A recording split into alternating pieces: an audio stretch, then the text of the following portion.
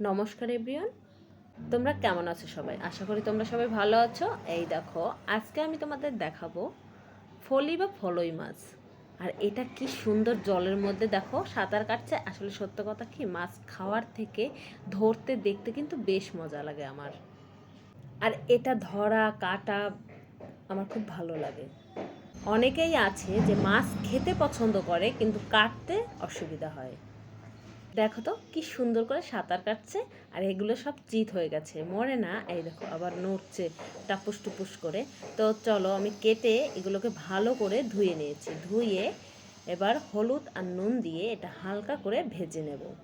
এই গরমে একঘেয়েমি মাছের ঝোল খেতে আর একদমই ভালো লাগছে না, তাই ভাবলাম যে এই ফলি মাছটা দিয়ে আলু আর করলা দিয়ে খুব ভালো করে রান্না করব। আর এই গরমের দিনে আলু আর করলা রান্না করলে কিন্তু খুব মজা লাগে।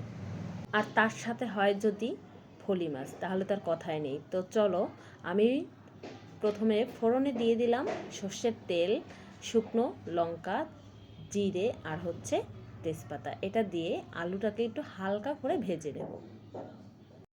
এই ফলি মাছটার কিন্তু খুব একটা দাম না, শুধুমাত্র কাঁটার ভয়ে আমরা অনেকেই খেতে পারি না। দেখো আলুটা আমার হালকা করে ভাজা হয়ে গেছে। এবার করলাটা দিয়ে দিয়েছি।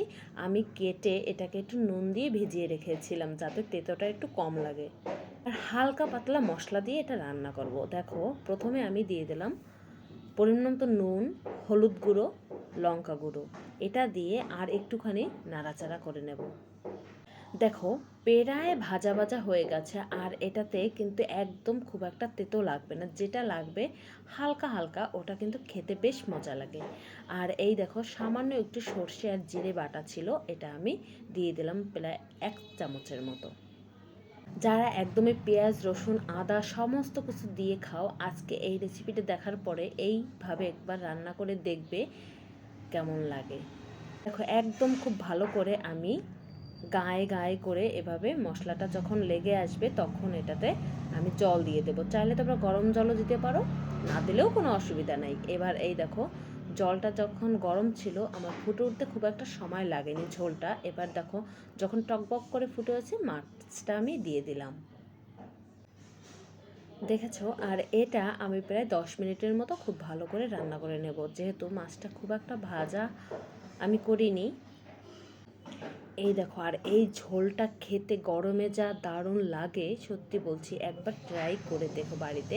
এবার আমি দিয়ে দিলাম একটু ভাজা জিরে গুঁড়ো। আর এই দেখো ঝোলটা যখন টেনে এসেছে, এবার নামিয়ে নিলেই রেডি হয়ে গেছে আলু করলা দিয়ে ফলি মাছ। আজকের রান্নাটা তোমাদের কেমন লেগেছে অবশ্যই কমেন্টে জানিও। টাটা।